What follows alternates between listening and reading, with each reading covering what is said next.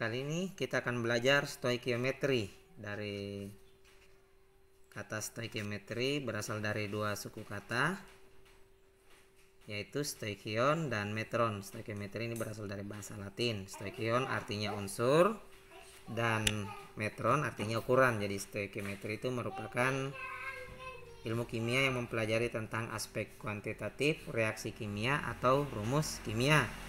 Aspek kuantitatif ini diperoleh dari melalui pengukuran massa, volume, jumlah, dan sebagainya yang terkait dengan jumlah atom, ion, molekul, atau rumus kimia serta keterkaitannya dalam suatu reaksi kimia.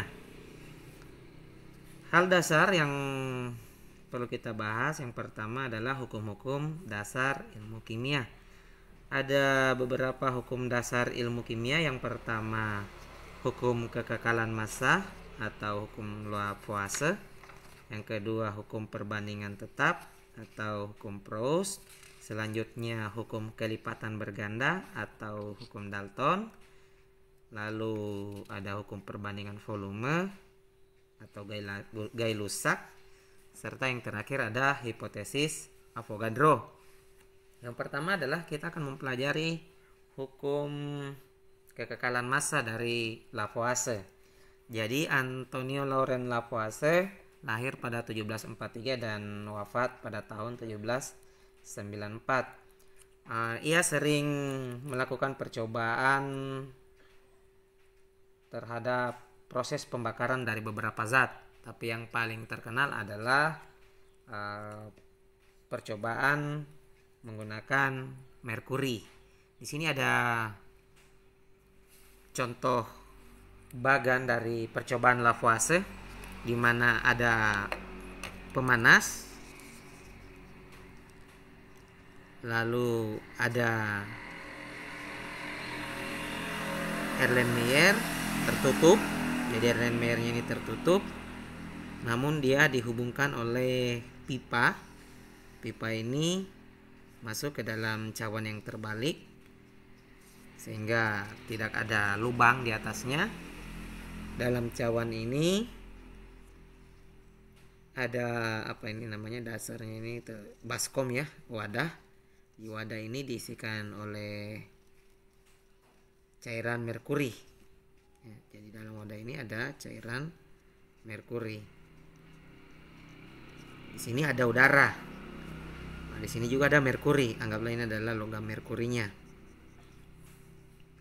Dari percobaan ini, Lavoisier memanaskan merkuri. Ternyata hasil pengamatan Lavoisier, mula-mula cairan merkuri ini tingginya seperti ini, anggaplah A. Beberapa hari kemudian cairan ini tingginya naik. Jadi B.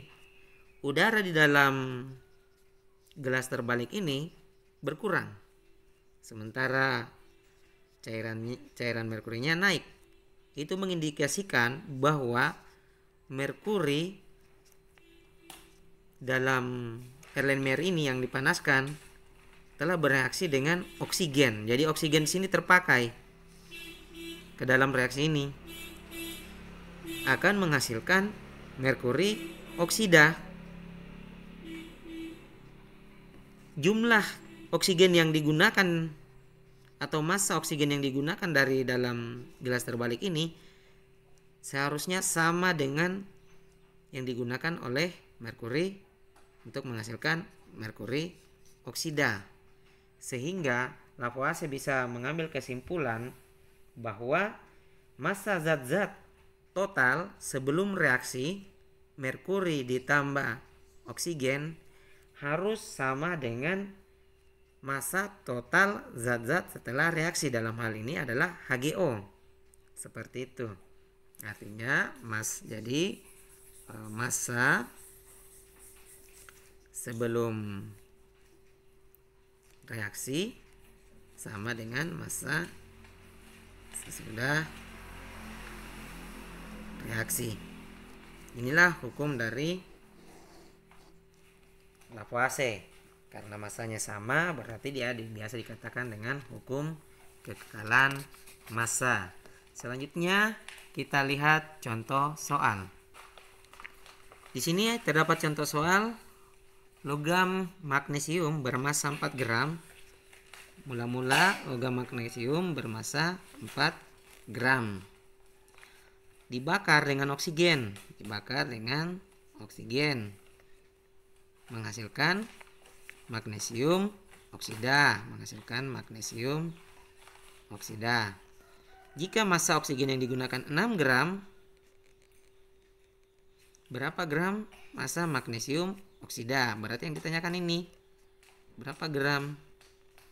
Dari hukum Lavoisier bahwa massa sebelum reaksi harus sama dengan massa sesudah reaksi. Ya, jadi kita jumlahkan saja 4 gram ditambah 6 gram. Jadi pastilah massa MgO-nya adalah 10 gram. Demikianlah penjelasan tentang hukum Lavoisier. Semoga bermanfaat. Assalamualaikum warahmatullahi wabarakatuh.